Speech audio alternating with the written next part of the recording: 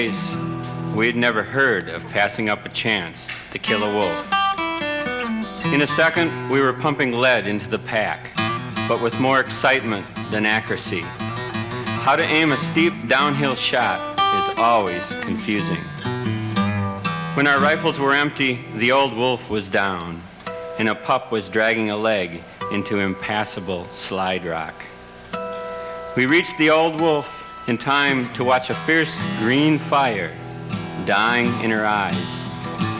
I realized then, and have known ever since, that there was something new to me in those eyes, something known only to her and to the mountain.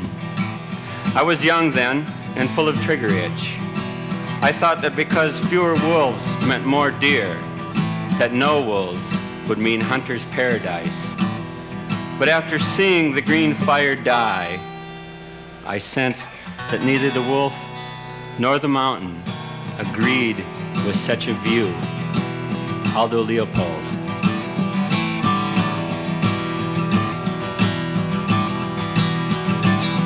There's a cold wind blowing out across the hill on a crystal winter night. One of Mother Nature's endangered few running under cold starlight. Shadows sweep across the drifted, frozen, moonlit snow. The magic of a Timberwolf with her head held way down low. And a green fire in her eye. The lone wolf looking at the city lights from a lonely, clear-cut hill. A symbol of the wilderness a spirit man would kill. Mankind just a shadow of what they used to be. Forgotten how to be themselves, set their spirit free. They've lost that green fire in their eye. She-wolf cries all alone on the mountain where he ran. Red blood on the frozen snow, the foolishness of man. Shadows sweep across the valley, churning moonlit snow. Killers in their metal craft, the frightening gun barrels glow, and stole that green fire from her eye. They stole that green fire from her eye.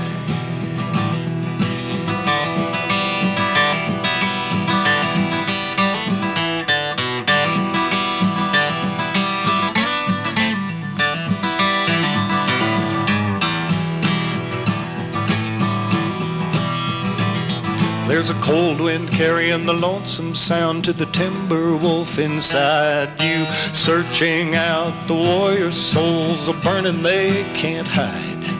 Shadow of extinction crushing life's diversity. Take a lesson from the Timberwolf people. Be what you must be and find that green fire in your eye.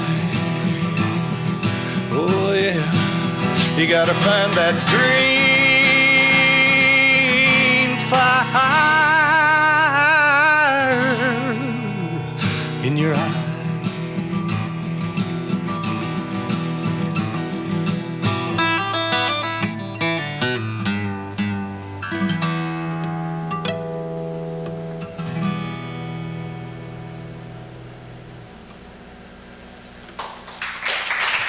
Thank you.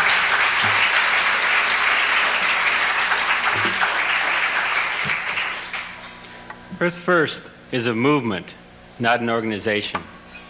We were founded in the late 1970s. The actual first action was March 21st of 1980. Founded in response to two things. The first was the continued increasing rates of destruction of wilderness in this country and abroad. The second was the compromising attitude being promoted by the traditional environmental community. After the first Earth Day in 1970, the environmental community made great strides a lot of progress. But by the end of the 70s, these strides were weakened because as the groups grow larger, they became more bureaucratized and more caring about their own jobs than about the wilderness. And so 5 people that had been entrenched in the traditional environmental community quit their jobs and went on vacation to the Pintacate mountain desert region of northern Sonora.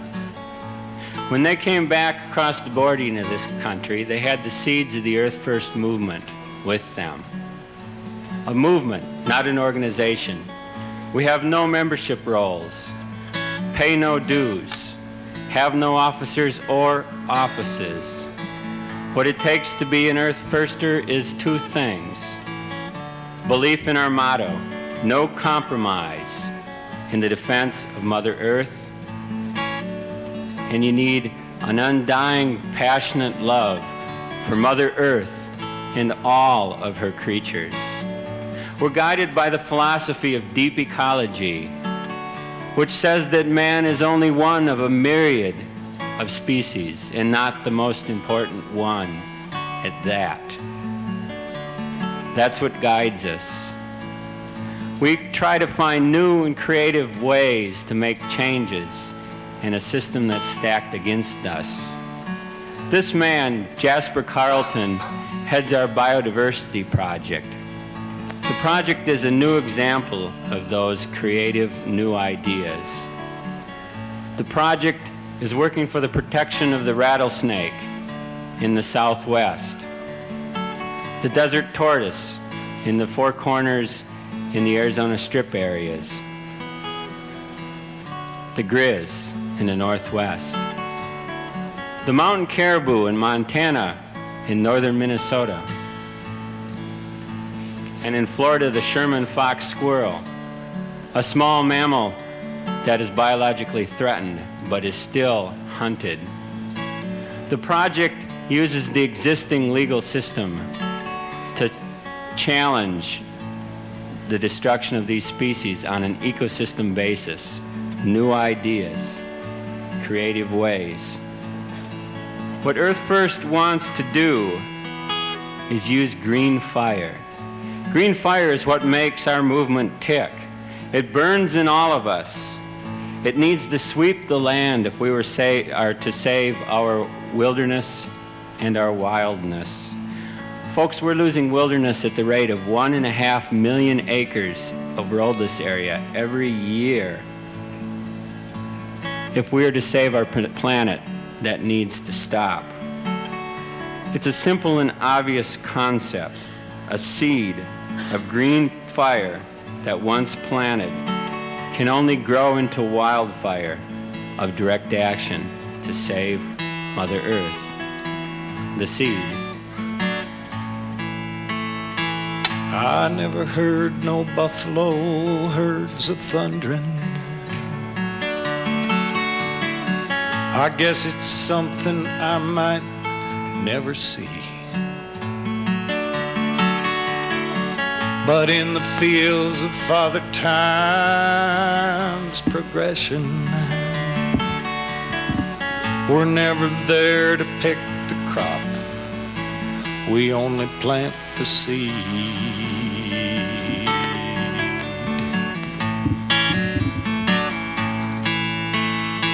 And if that seed should fall upon some fertile mind, reaching out through the walls of time to read between the lines, you know, my only wish would be that we can break on through the barriers of you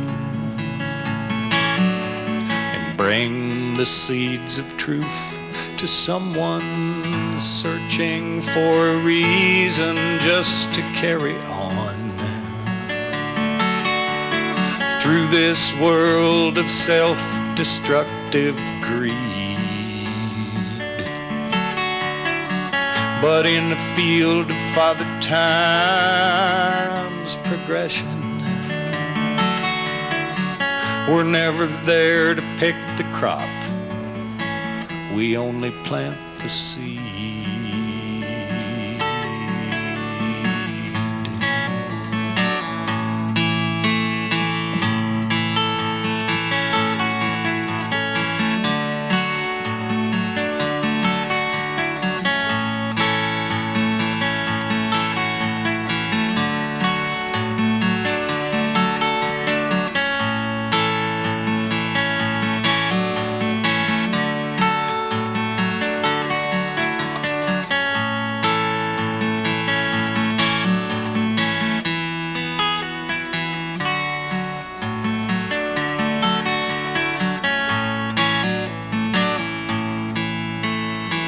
Yeah, if that seed should fall upon some fertile mind, reaching out through the walls of time, to read between the lines, you know, my only wish would be that we can break on through the barriers of youth and bring the seeds of truth to someone searching for a reason just to carry on through this world of self-destructive greed. But in the fields of Father Time's progression, we're never there to pick the crop, we only plant the seed.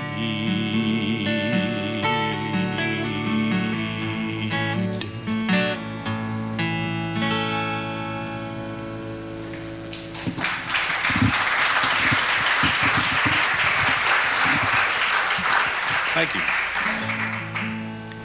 So how does the Earth First movement plant those seeds? For the most part, we do what everybody else does.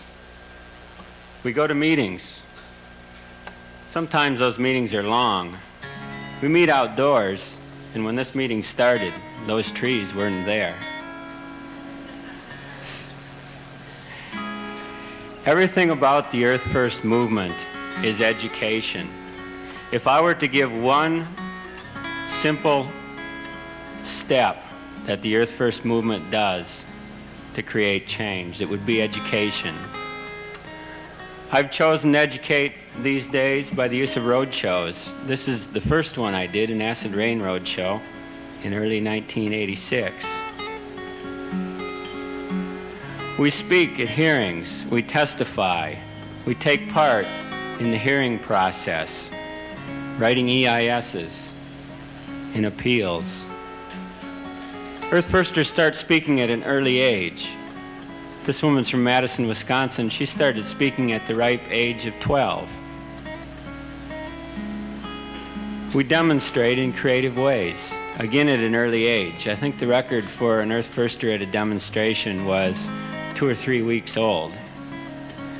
By the time they reach the age of these kids, they're well seasoned.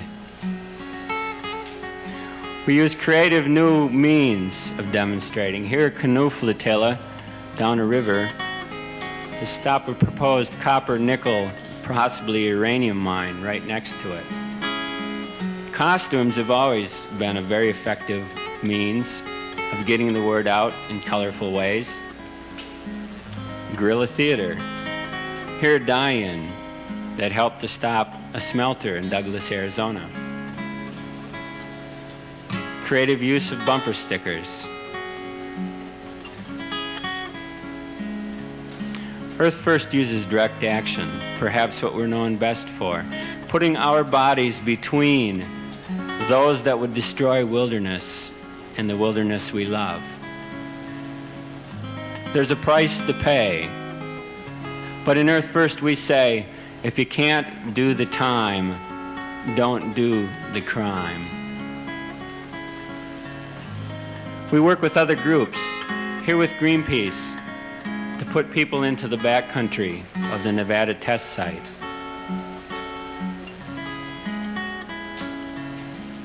And more direct action.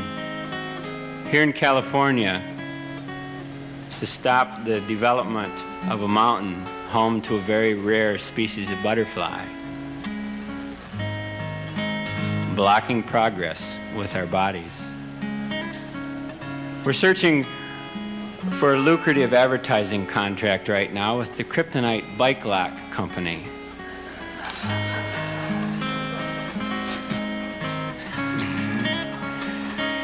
Direct action isn't easy.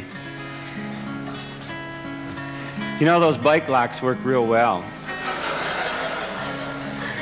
To open the gate, they had to cut it apart on this action. But doing direct action is a scary thing.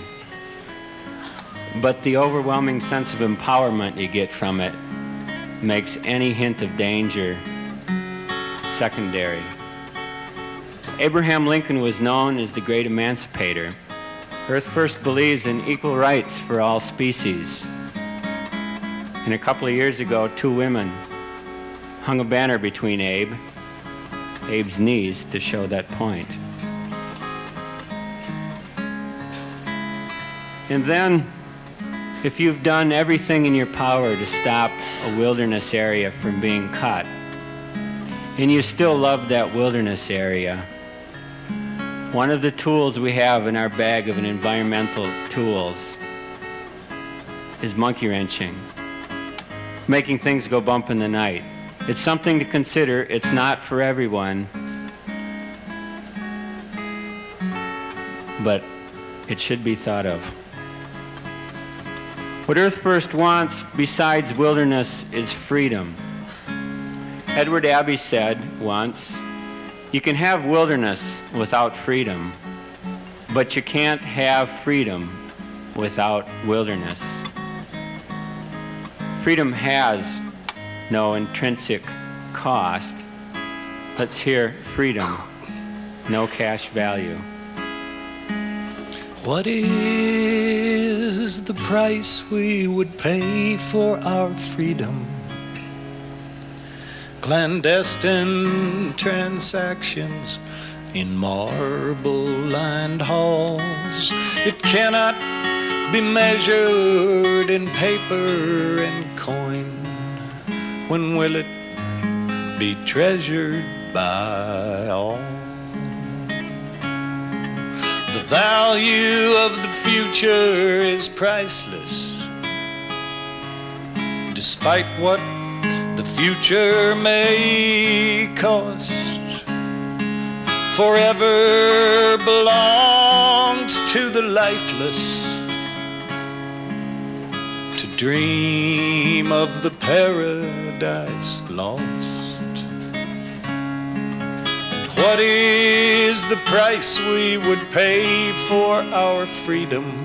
Clandestine transactions in marble-lined halls. It cannot be measured in paper and coin. When will it be treasured by all?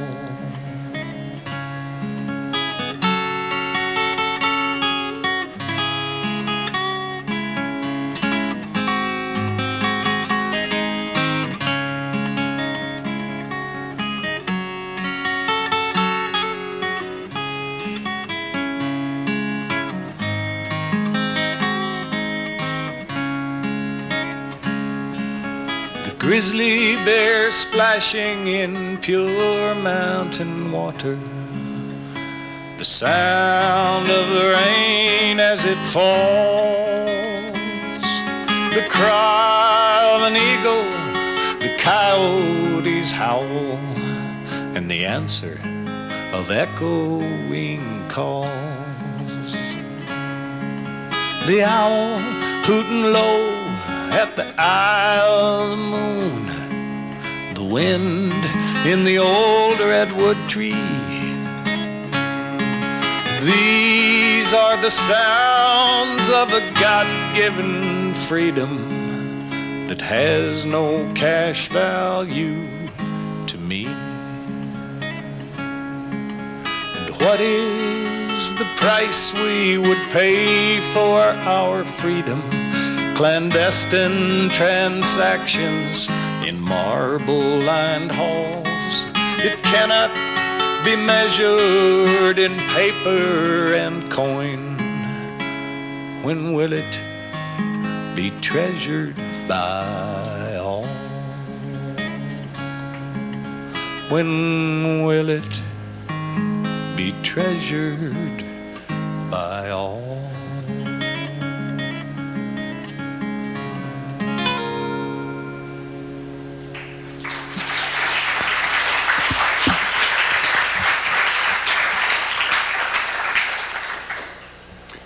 Freedom and wilderness.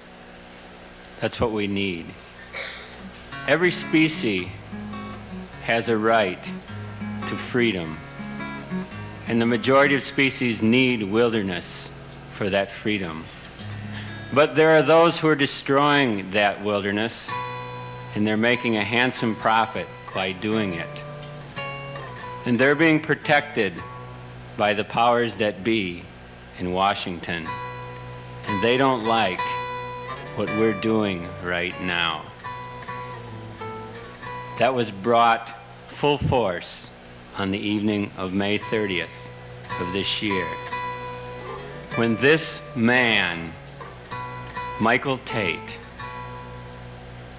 loaded 3 people in his pickup truck and took them to a remote desert location and talked them into trying to cut down a power tower. Michael Tate disappeared and has never been seen again. But at that tower site, a flare went off, and 50 FBI agents in ninja bodysuits, full body armor, automatic weapons, 2 helicopters with infrared scopes, a pack of bloodhounds, and men on horseback descended on what turned out to be 3 hippies with a blowtorch. The 2 men were arrested on the spot, but the woman got away, eluding 50 FBI agents with submachine guns, 2 helicopters with infrared scopes, and a pack of bloodhounds with men on horseback. She was caught the next day after going to work. Earlier that morning, Dave Foreman woke to the knock on the door. FBI agents still in ninja suits and body armor rushed in, and 3 cocked .357 Magnum revolvers were thrust in his face. He was arrested and hauled away to Phoenix and wasn't told until hours after the arrest why he'd been arrested. You see, we're being complimented by the FBI for being effective. They spent more than $2 million on the arrest. They had a grand jury in which a large number of Earth Firsters were called to testify from neighboring states. At one point in time, 100 FBI agents were in on the case. It's a compliment to us because we have been effective, and they want to stop it. They want to stop freedom and wilderness at all costs. We're not about to let that happen. This man will come to justice. Let's hear a song about intelligence. You can draw your own conclusions, but the song is called "The Brains Were Small and They Died." When I sit in contemplation of the human situation, I often get a certain sense of pride. Our achievements are many and mighty. The evidence cannot be denied, yeah. But my reverie is shaken and my thoughts are always taken by that tragedy that happened long ago. When there moved through the land beings awesome and grand, the fabulous dinosaur. They were creatures in a manner quite reptilian in their unique and stylish ways. Their number could be reckoned in a million, but there are 0 of these heroes in the world today. They had music, art, and fashion. There was dinosauric passion. I think they'd be enraged and mortified when they're mentioned today, it is only to say their brains were small and they died. Flintstones, meet the Flintstones. They're a page right out of history. Well, perhaps some asteroid that Mother Earth could not avoid became the agent of their premature demise. I've heard that these things can happen, but who are we to criticize? Yeah, when we'll spend most any price to have the ultimate device that ensures a perfect global suicide. I would venture instead that the humanoid head is where the tinier brain resides. And when we're gone, our works will start to crumble until nothing can be found. In 10 million years, some other guy will stumble on our fossil, and some expert will begin to expound some scientific study to his cockroach science buddy, how the evidence could never be denied. They were big, dumb, and slow. They couldn't go with the flow. Their brains were small and they died.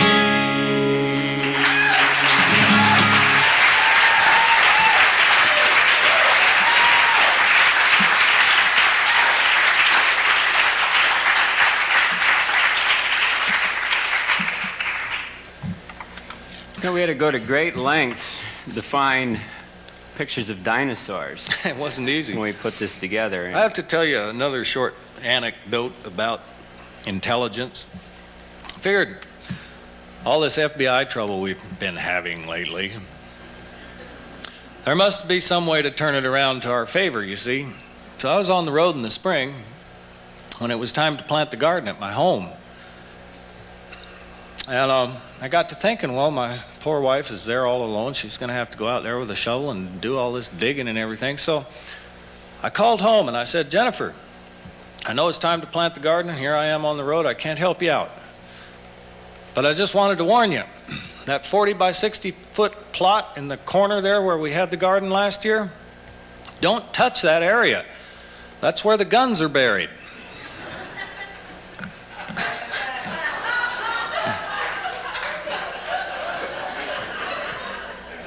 Within 3 hours, the FBI showed up with picks, shovels, the whole works, tilled the entire garden patch, and it's all ready to plant in no time at all.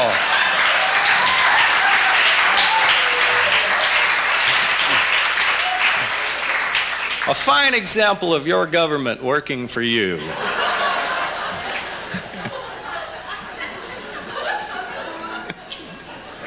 Yes, indeed.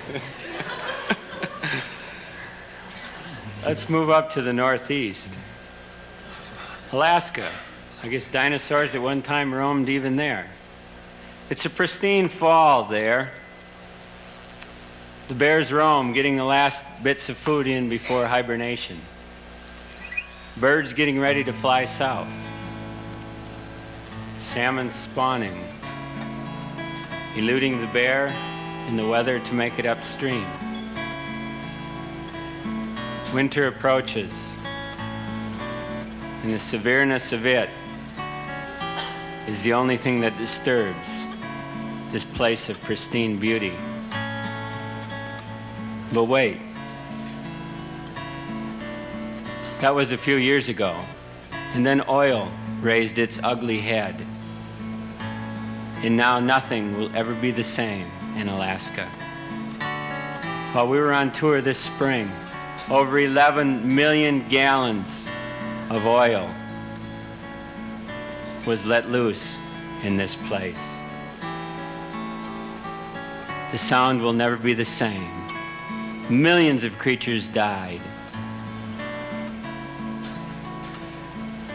What can we do to make sure this never happens again? That these seals will never be fouled like this.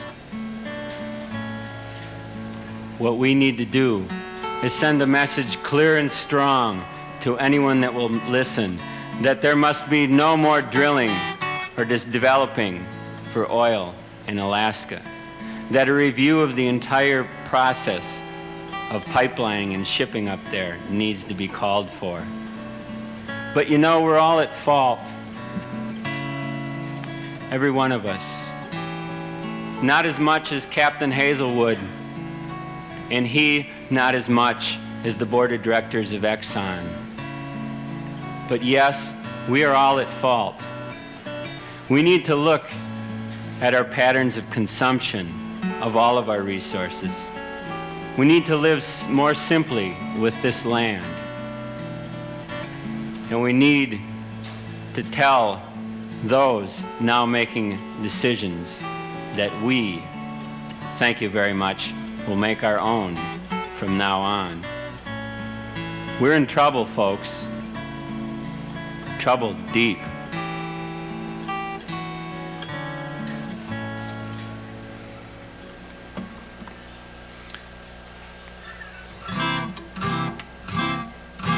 I like little children. I like living in the trees. You know, I'm even partial to the birds and bees. But don't you knock down that forest. Don't be thinking freedom is asleep. Well, y'all keep messing with Mother Nature. Boy, you're gonna be in trouble deep. Well, now we got 3 Mile Island. We got men up on the moon.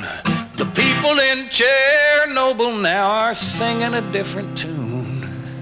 Well, they say they can make it safer, but they just don't get it done. Well, they can jumpstart that rhinoceros, but they'll never make it run. Yeah, don't knock down that forest. Don't be thinking freedom is asleep. Well, y'all keep messing with Mother Nature. Boy, you're gonna be in trouble deep. Well, y'all can have the mess at Kmart, fill it with electric jive, but please, people, won't you leave those trees alive? And I'll give up my freedom and the freedom of my son when they pry my cold dead fingers from the barrel of my Gibson. Don't knock down that forest. Don't be thinking freedom is asleep.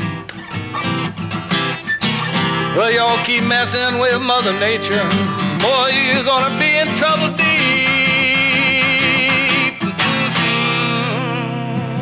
Yeah.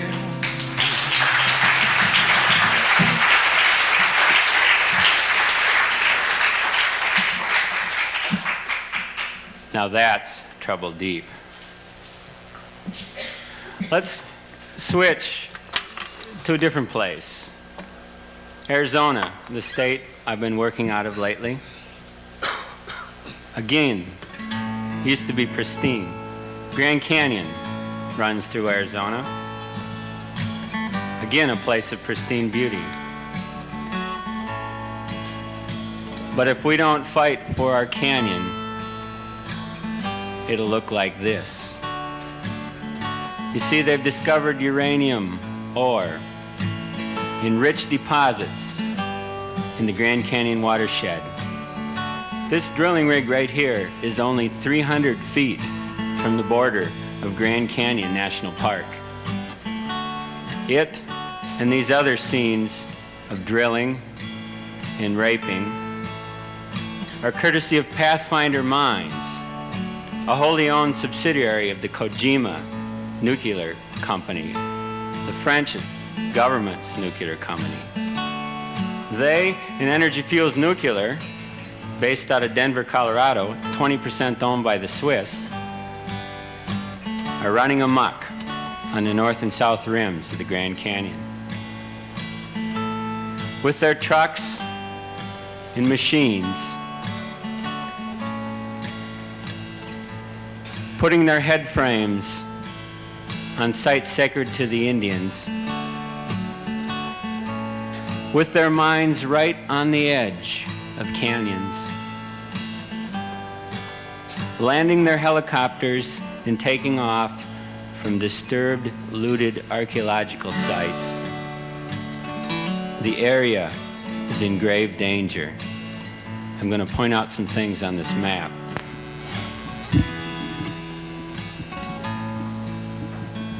The blue is Grand Canyon National Park. Nevada to the west, Utah to the north, the Navajo Indian Reservation to the east. This is called the Arizona Strip, an area very remote, or used to be. You see these yellow areas? Those are areas claimed by mining companies for uranium.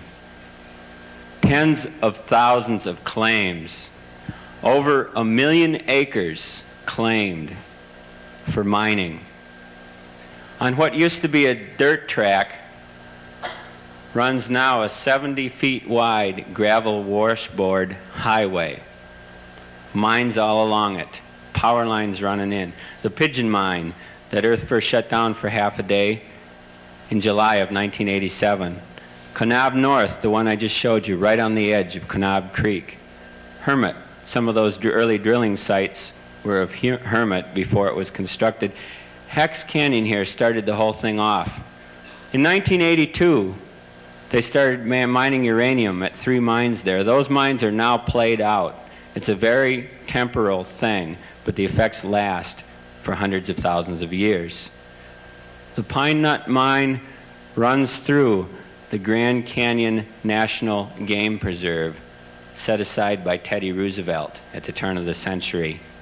And on the south rim, there's a mine 13 miles from the canyon rim, very much directly in the path of the Havasupai Indian tribe's only water supply. This is a grave problem, folks. But again, it has solutions.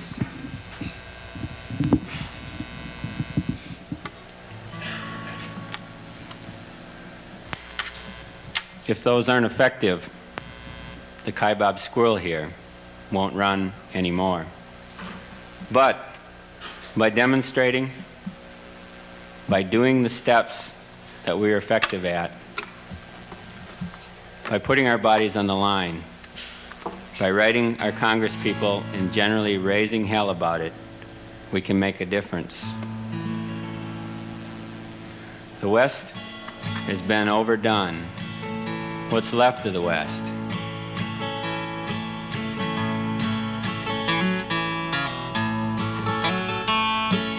Manifest destiny ain't had a rest ever since Horace Greeley said a young man go west. We chewed up the mountains and spit out the plains till we get indigestion with each acid rain. It's gotten so bad the West ain't any place. I'll ask you, how are you? And you stare into space. What's left of the West where we've already been? So Alaska, Hawaii again. Well, Honolulu's no Lulu, Fairbanks ain't so fair. Take a sip of the water, take a whiff of the air, take some pictures of the wildlife, take a leak in the stream, take a jet back to Cleveland and dream. If trees went to Congress and forests could vote, our chances of survival might not be so remote. But since we don't give a damn as to who they'd elect, our absentee ballots are the greenhouse effect. Hey, what's a boatload of timber? What's the whole human race? I'll ask you, how are you? And you stare into space. What's left of the West where we've already been? So Alaska, Hawaii again. And Honolulu's no Lulu, Fairbanks ain't so fair. take a sip of the water, take a whiff of the air, take some pictures of the wildlife, take a leak in the stream, take a jet back to Cleveland and dream. We scrub up with phosphates and flush down the suds, till the banks of our rivers are bubbles and mud. Just to stay sanitary, we've gone to these lengths. Now our whole ecosystem's industrial strength. Well, it's so simple to screw up what can't be replaced. I'll ask you, how are you? And you stare into space. What's left of the West where we've already been?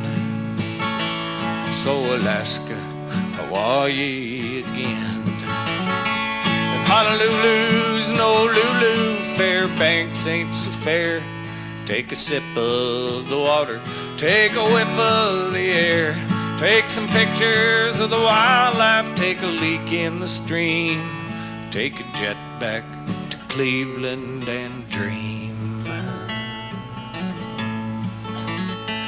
You take a jet back to Cleveland and dream.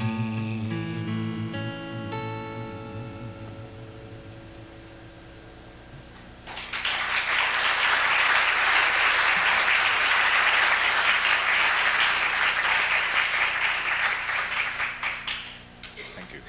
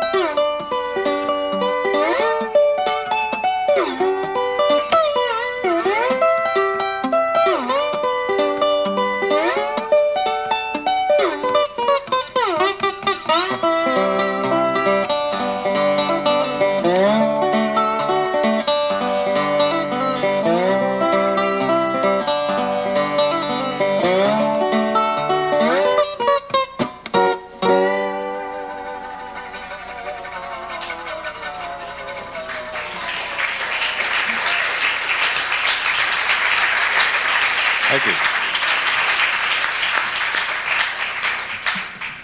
Well, let's see if it works. Take a whack at it. We're still in Arizona, but now we're at the top of a 10,720-foot mountain, Mount Graham in the Pinalillo mountain range. University of Arizona is also there. They want to put an astrophysical complex at the top of this mountain. What do these telescopes look like to you? To me, they're alien invaders. And indeed they are, because there's some collaborators working with the University of Arizona, and they're international. From Bonn, West Germany is Max Planck University, who wants to put a scope there. The Isarte Astrophysical Department from Florence, Italy. The Vatican wants to put a scope there. I don't know, maybe the Pope wants to see God or something. And in this country, the Smithsonian Institute, known to be a pure scientific outfit, wants to put a scope there, as does the University of Ohio from Columbus. At home on the mountaintop is an endangered species of red squirrel, the Mount Graham red squirrel. Every fall, the squirrel needs to store in middens that you see here 10,000 to 30,000 pine cones for each squirrel to make it for another year. The cone crop on that mountain has failed for the last 3 years. But yet the University of Arizona is continuing in its plans to build this observatory. Science? No. It's power and money in action. It's like a military invasion to the mountaintop. It's a wet mountain. It's the southernmost extension of Engelmann spruce fir forests. There's actually subarctic tundra at the top of the mountain, while at the base is upper Sonoran Desert. A black bear on the mountain can do the equivalent of traveling from Mexico to Canada by spending 2 hours climbing the mountain. The squirrel's secondary source of food is the mushrooms, but these too have failed. We've been fighting to keep U of A off the mountain. At this very moment, they might be putting a road through to the very top to begin construction. We were winning in the hearing process. We were winning using the Endangered Species Act in the laws set in place to save the mountain. But the U of A didn't like it. So they talked the Arizona congressional delegation into doing an end run around the whole process.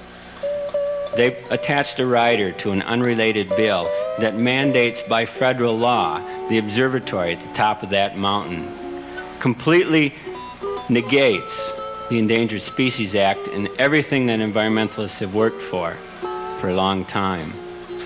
It's this kind of greed and power that might mean for the red squirrel that you can barely see, who only numbers from 50 to 100 total population, whether they will survive or die.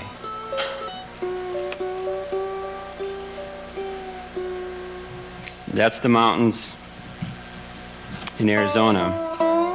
Let's move to California. Hear about some big trees, the Redwoods.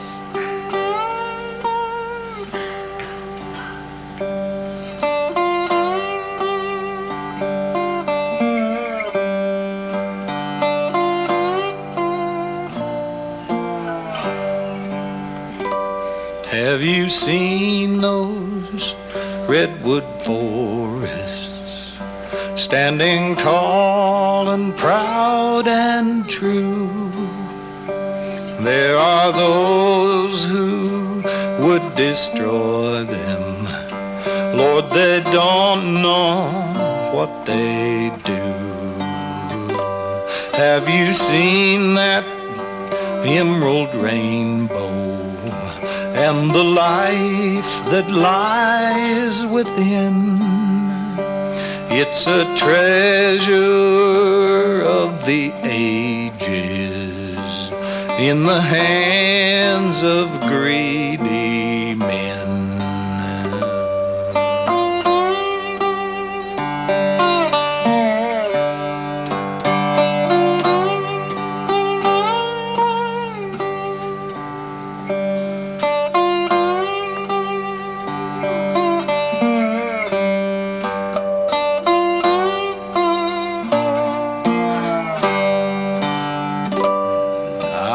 Stood among the old ones in wonder of their age, all alone in God's cathedral. I have cried the tears of rage. I could never leave the forest to die in the hands of man. If I'm here in spirit only, I will raise up my own hand.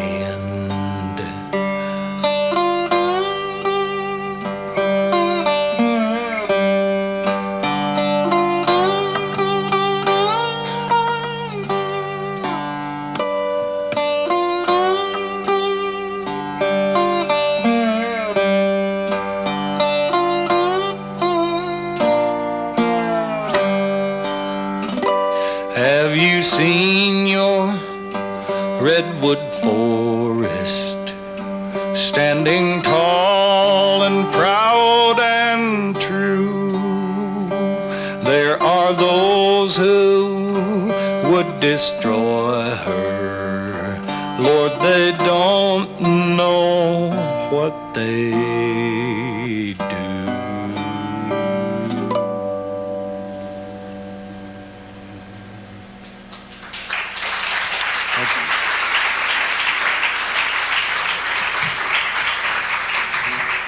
Thank you. But some of them do. This is Charlie Hurwitz. He owns Maxam Corporation.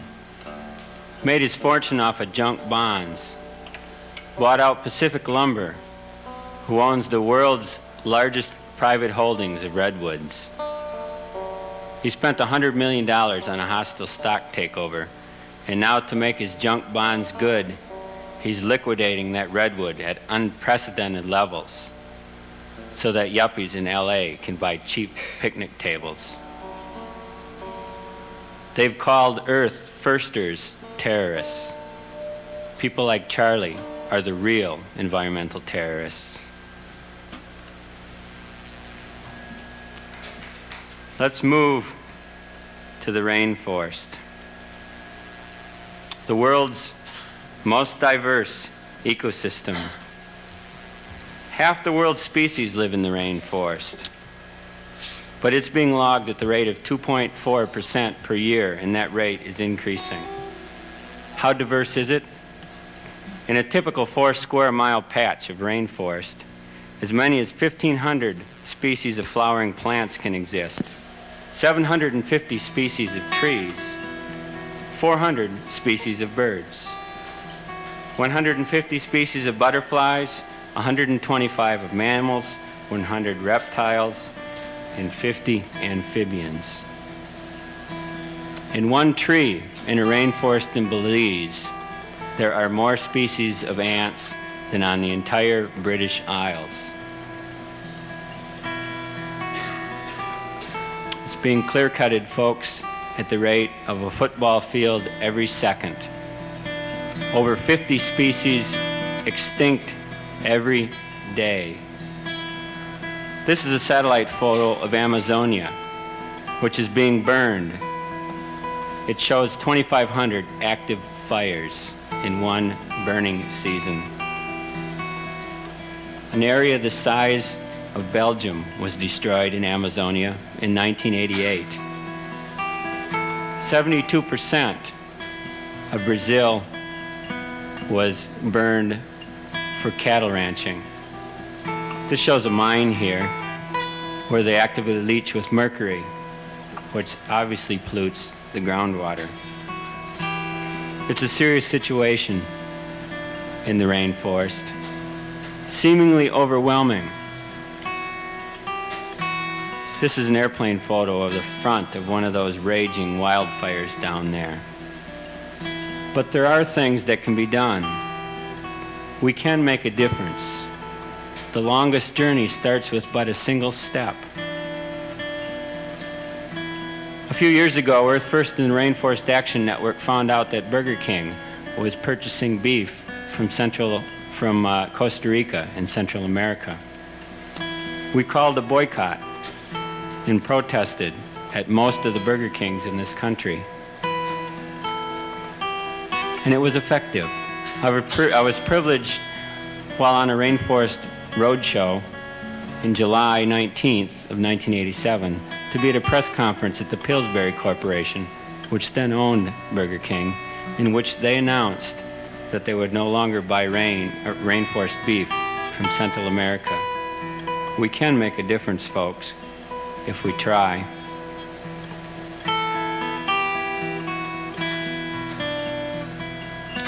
Let's let Sid sing a few songs. I'm sure you're tired of my babbling for a while. Sid? My turn to babble? Your turn to babble.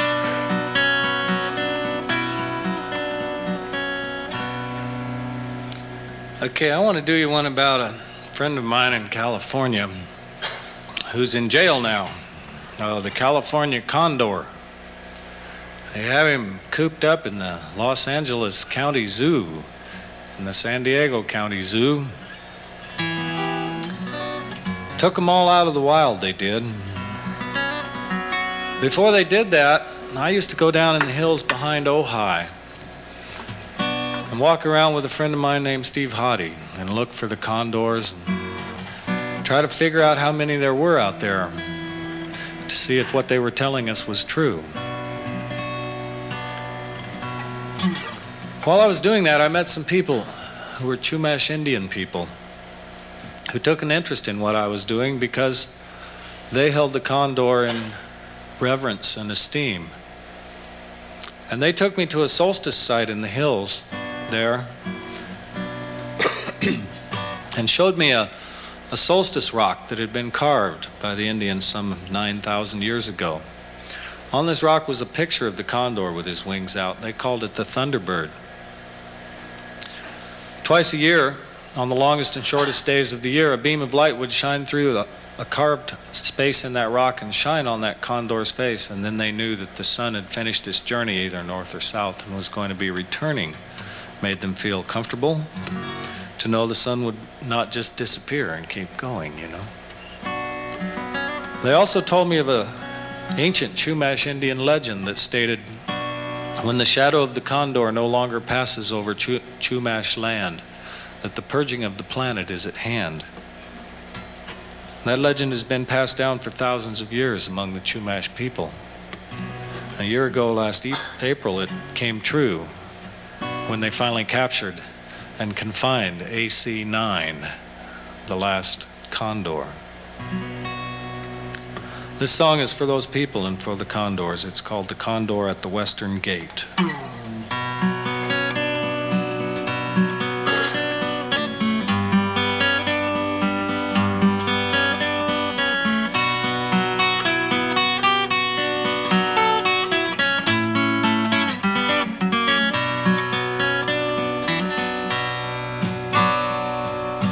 Condor soars above the storm where dreams begin and prayers are born, and sadly watches history take its toll. Somewhere below, a spirit calls through the blinding snow. A feather falls and gently touches down upon the soul. The soothing of the nation or the death of all creation, that's the choice that we're facing as we stand here toe to toe. And anyone that's heard me sing or seen the condor on the wing no longer has the right of saying they didn't know. Don't let it go.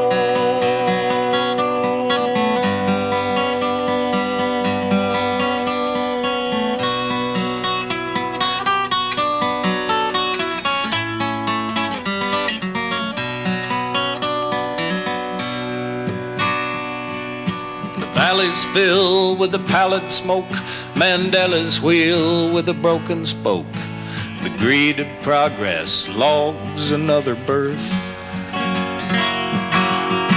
The demon's out, the devil's loose, the iron fist with the golden goose. Warmongers profiteering on the earth. The soothing of the nations or the death of all creation, that's the choice that we're facing as we stand here toe to toe. And anyone that's heard me sing or seen the condor on the wing no longer has the right of saying they didn't know.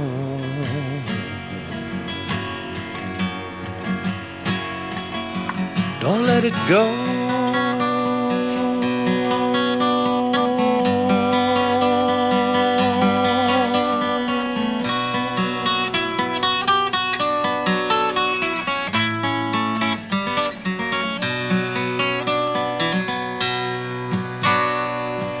While man debates eternal fate the condor rides the western gate, untamed, unchanged, untarnished, to the end.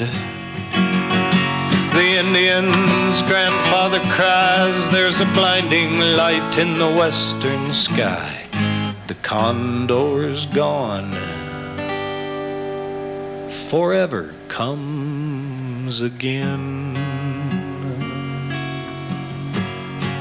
The soothing of the nation, or the death of all creation, that's the choice that we are facing as we stand here toe to toe. And anyone that's heard me sing or seen the condor on the wing no longer has the right of saying they didn't know.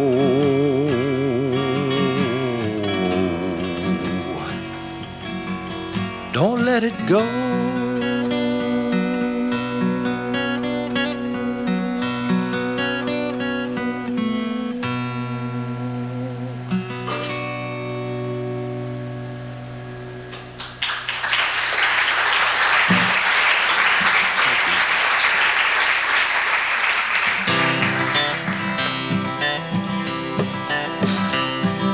Well, something a bit more cheerful, perhaps. One for the birds. Here's a song that's for the birds. For all the feathered friends I've had and all the songs they've sung, for all the old black crows that called my name when I was young, for everything they've given me that I cannot put in words, here's to you guys. This one's for the birds. For every flock of blackbirds moving shadows in the sky, to the wedge of geese a-honking, saying winter time is nigh, to the baby robins peeping, raising up their fuzzy heads, to the barn owl hooting in the night beyond the old woodshed, to the red-tailed hawk a-circling in the California sky, to the whippoorwill a-whipping up a southern lullaby, to the gulls along the seaboard that never seem to tire, to the meadow lark a-larking on that southern 40 wire. Here's to blue jays all a-screaming and yelling out at us, a picnic ain't a picnic without that noisy fuss, to the pigeons in the hayloft and the ducks out on the ground, to the parrot on my shoulder, to the feather that I found, to the hawks out in the desert, to the peacocks like a flower, to the falcon stooping through the air 200 miles an hour, to the condor and the kestrel, kingfisher and the kite, to the ones that work the day shift and the ones that sing at night, to the mighty American eagle with eyes of blazing fire, to the peaceful dove, a symbol of the thing we all desire. For everything they've given me that I cannot put in words, here's to you guys, this one's for the birds. Here's to you guys, this one's for the birds. Yeah.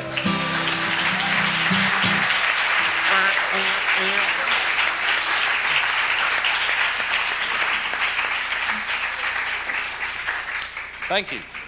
Well, that ends the depressing, downhearted part of the tour. I mean, the show. We're going to get depressed again ourselves. Right. We didn't mean it. Yeah, we did. Well, yeah, you're right. Let's face it, it's depressing. Yeah, but it's serious stuff, folks. It's played for keeps. It's not a game. It's real life.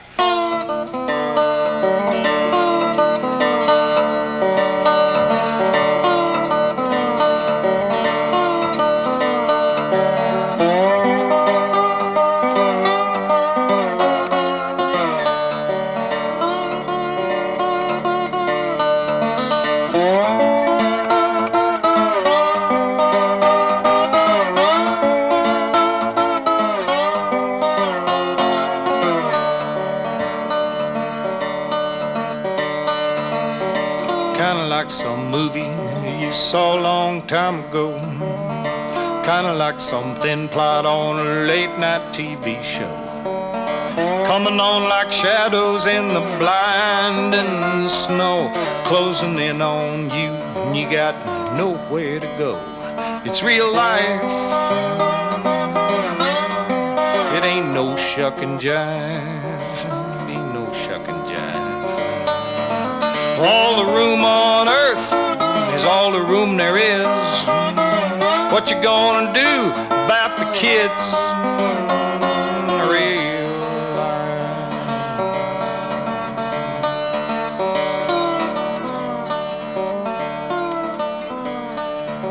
You get up in the morning, put your feet up on the floor, spend the whole day scratching for a little bit more.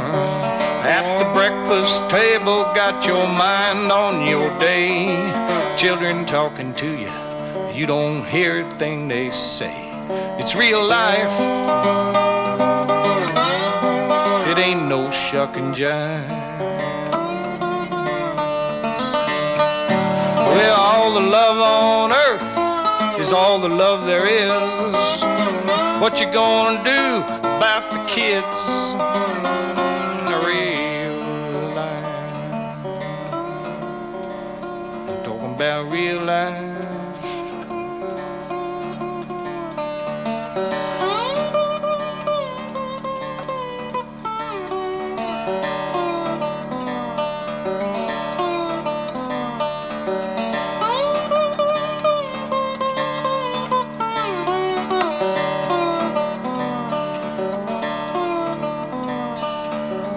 Dam the running water till the fish are all but gone, so people in the desert can water their damn lawn.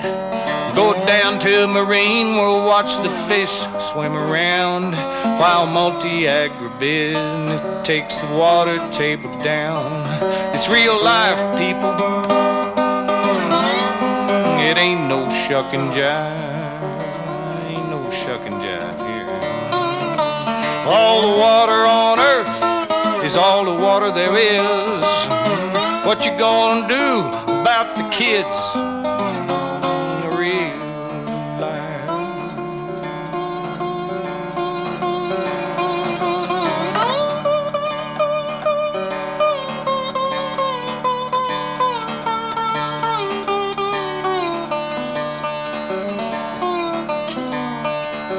It's kinda like some movie you saw a long time ago. Kinda like some thin plot on a late night TV show. Coming on like shadows in the blinding snow. Closing in on you and you got nowhere to go. It's real life, people. It ain't no shuck and jive. All the room on earth is all the room there is. All the water on earth is all the water there is. Everything on earth is everything there is. What you gonna do about the kids? Real life.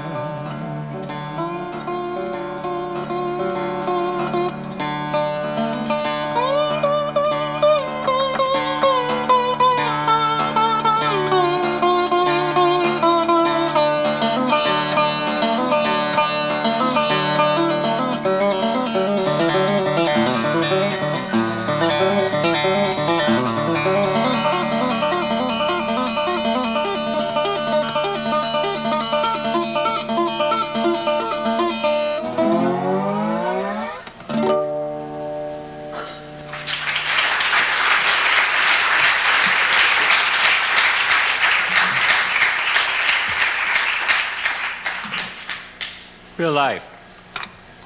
To save wilderness, you have to know it. To know it, you have to go out and experience it. Drink the water, hug the trees. To save wilderness, you need to kick back a little bit, have a little fun. Don't be depressed about what's going on. Go out and have a drink. Sing a song. dance a dance, dream a dream. We need to do these things. They're part of the things that are necessary to save wilderness, because we need to keep our spirits up, or we'll become endangered strangers.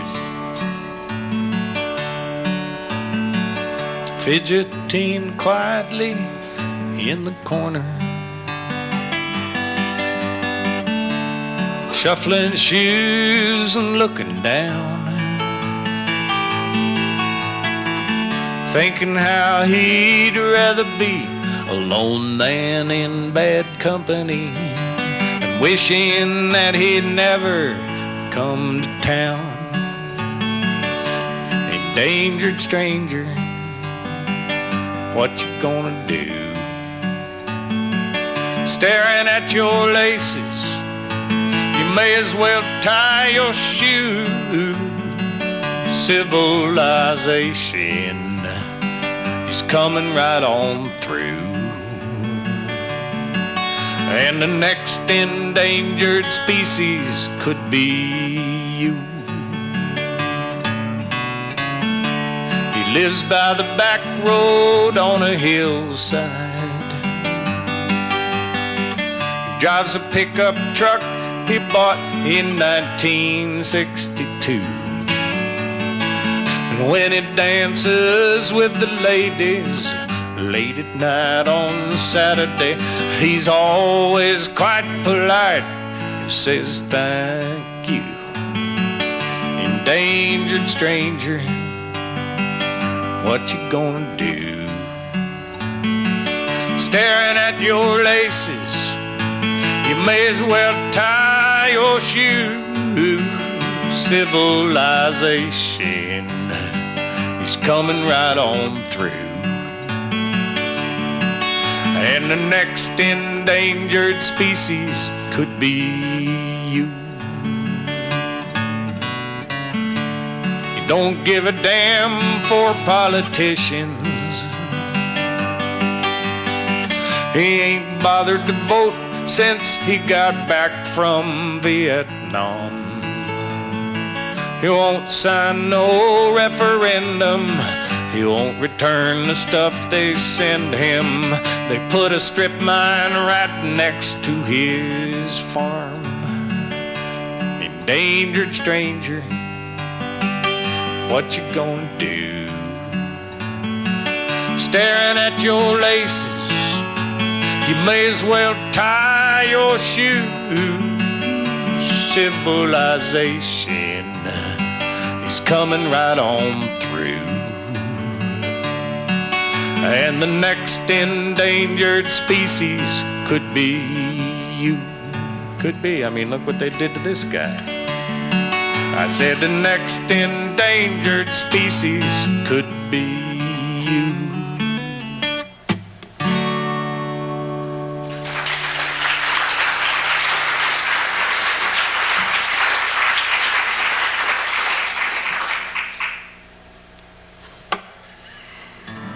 Over the last few years, I've come to the realization that, our government isn't going to protect our wilderness for us. Exxon and Charlie Hurwitz and all of those boys aren't either.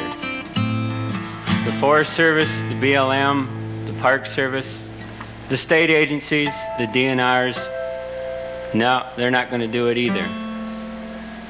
Politicians aren't.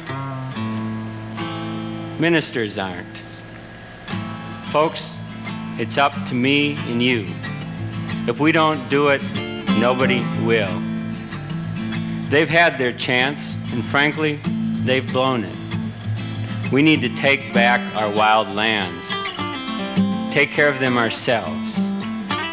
That's the challenge, to do what needs to be done now, right away, before it's too late, if it's not already.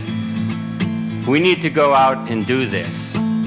Not all of us can go out and climb trees. Not all of us can stand in front of the bulldozers.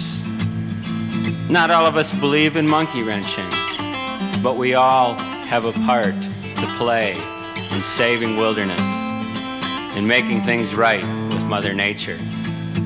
For every person that hangs out in a tree for a week or more, it takes a dozen support people down below. For every one of those dozen support people, it takes 100 people out there educating. It takes 500 people writing letters, and it takes 1,000 that know what's going on, that are aware.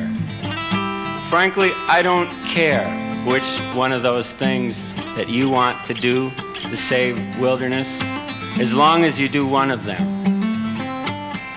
The greatest foe of wilderness in this country and in the world is apathy. We need to be aware. We need to be out there doing things now, before it's too late, if it's not already. It doesn't matter to Mother Earth if we do nothing. She'll heal herself. She'll strike back. Nature bats last. Our part comes in determining whether it'll be 500 years before she heals herself or 500,000. We have a part to play in that. That's our role. We need to do that. We need to use our every ounce of energy, the singing and dancing and the working and all the rest, to save wilderness. We need to help Mother Nature in sending a clear, unmistakable signal to those that are raping Mother Earth that we're not going to allow that to continue. She's not going to allow that to continue.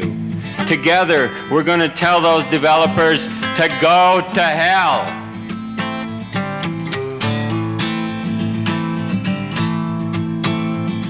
Watch out now.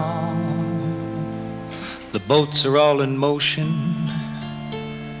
on the river to the place they've never found. They say, be cool now, like a snowball on the ocean, floating round, waiting round to melt down. Hey, there's a whole lot of things in this here world, evil and ugly too, but I ain't never seen nothing quite like the likes of what people do. Must not have no conscience, no sense of right or wrong.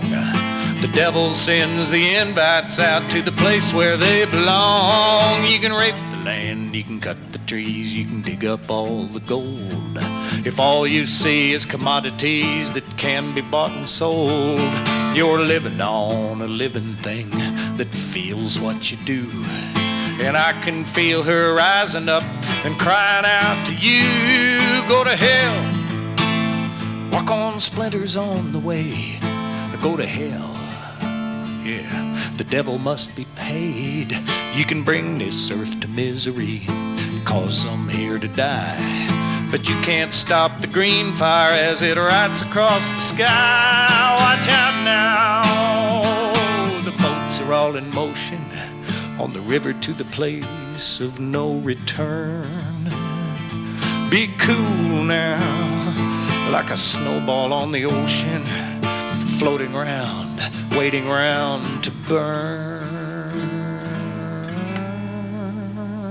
You can kill off all the oceans, turn them into blood, block out half the sunlight, turn the rivers into mud. You can wipe out living species while the blame you all deny. Questions for your neighbors, you can ask the FBI. Fill up all the prisons, load the beast with straw, lie and cheat and steal and kill, all within the law. You can twist the words of justice to fit your greedy ways, but you won't find a place to hide when Mother Nature says, yeah, go to hell. Walk on splinters on the way, go to hell. The devil must be paid.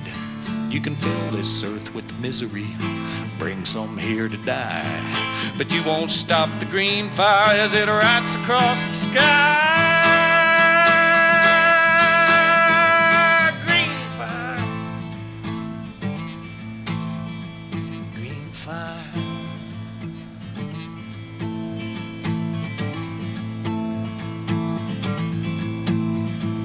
a cold wind carrying the lonesome sound to the timber wolf inside you, searching out the warrior souls, a burning they can't hide.